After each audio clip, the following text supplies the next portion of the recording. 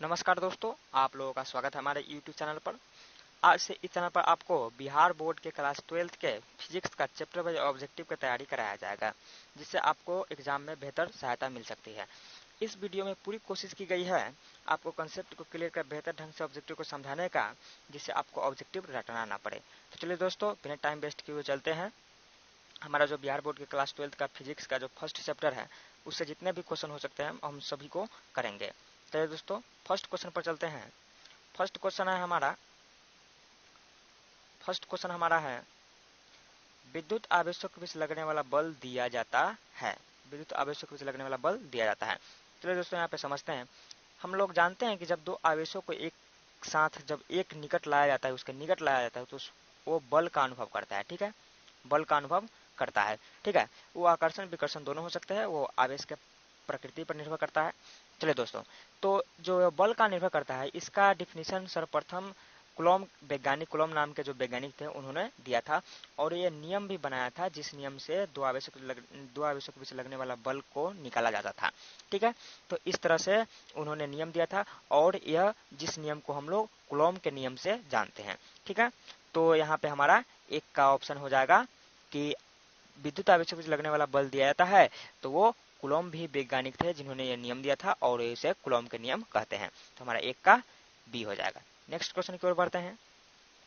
Next question हमारा है धातुओं का परावैद्युतांक होता है। ठीक है दोस्तों, यहाँ पे आपका 3 क्वेश्चन बनता है। एग्जाम में आपको धातुओं का परावैद्युतांक पूछ दे, या आपको हवा का परावैद्युतांक पूछ दे, ठीक है, या आपको जल का परावैद्युतांक पूछ दे।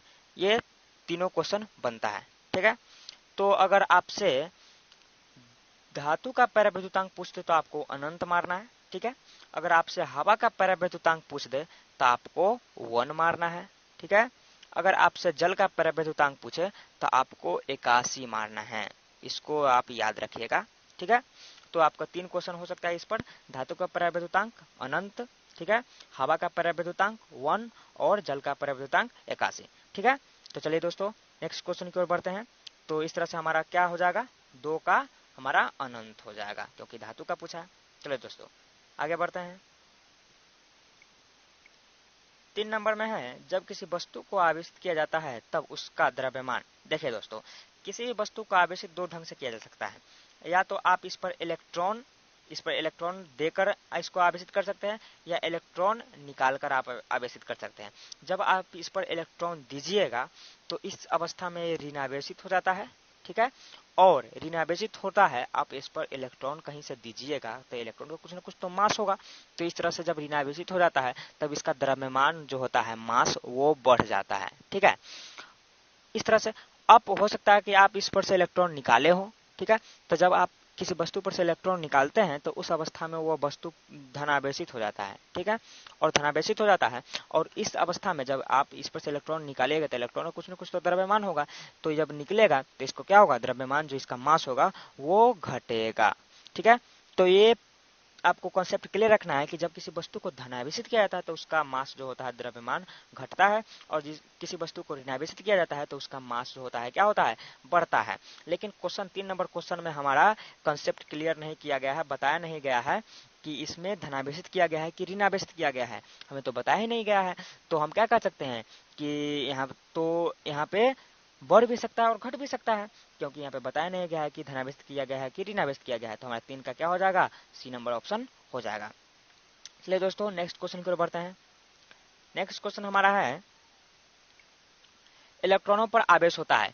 इसका जो ऑप्शन है उसको हम लोगों ने मेंशन नहीं किया है, क्योंकि इसका ऑब्जेक्टिव जो इसका ऑप्शन होता है वो 10 के पावर कुछ होता है, जिसको टाइपिंग करना कठिन होता है। ठीक है, तो इसको हम मान को आपको बता देते हैं। इलेक्ट्रॉन पर आवेश होता है, यहाँ पे आपको 2 क्वेश्चन बनता है। यहाँ पे आपको इलेक्ट्रॉन का आवेश पूछ सकता है, या आपको प्रोटॉन का आवेश पूछ सकता है। तो देखिएगा दोस्तों, इलेक्ट्रॉन और प्रोटॉन दोनों का मान समान ही होता है। ठीक है, 1.6 गुने 10 के पावर -19 कुलॉम।